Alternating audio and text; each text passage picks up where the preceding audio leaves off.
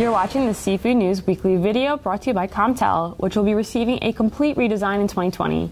Subscribers who utilize Comtel to track market quotations, analyze trends, and stay on top of key industry news will see a host of new features. Streamlined navigation, customizable dashboards, filtering options, quick access to your favorite reports, and more will make Comtel an even more valuable tool for those impacted by the protein markets. I'm Seafood News Managing Editor Amanda Buckle. And I'm Seafood Market Reporter Lauren Castiglione. In our top story, retail features for farm Atlantic salmon and salmon fresh and frozen fillets were down 18% this holiday season compared to 2018. The numbers of stores running retail features decreased 14%.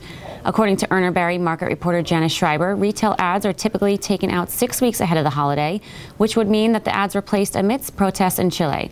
The protests left Chilean salmon production at a standstill, and shipments of salmon were left sitting at the runway. In other news, NOAA released a notice announcing $1.6 million in federal funds to support additional recovery actions for the North Atlantic right whale. According to NOAA, the funding will assist the lobster fishing industry in complying with pending regulations, as well as help to defray costs to support fishermen broadly. Approximately 400 North Atlantic right whales remain in the world. A number of deaths occurred this year, and Maine lobstermen already made several changes to their gear, like converting to sinking rope between traps and removing 30% of their buoy lines from the Gulf of Maine, all in an effort to protect the endangered species. However, fishermen have been fighting impending regulations, saying that they'll be costly and create greater safety risks. And in other news, industry players have reported Pollock block demand staying intact at moderate to active levels, with prices remaining stable through the 2020 A season. Pricing on Pollock block forms are trending high at the moment. Both twice frozen imported and single frozen deep skin Pollock blocks currently sit at all-time record highs of $1.98 per pound and $1.60 per pound. And finally, recent years have seen a dramatic increase in Canada's lobster exports to China.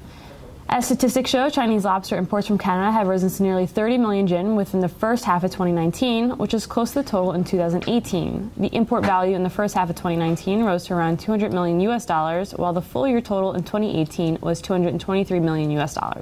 Thanks, Amanda. Be sure to head over to seafoodnews.com or visit the Seafood tab in Comtel for a comprehensive look at the latest market and industry news. And don't forget to listen to a new episode of the Seafood News podcast, released on SoundCloud every Monday. Thanks for watching, and you be well. And that's a fact.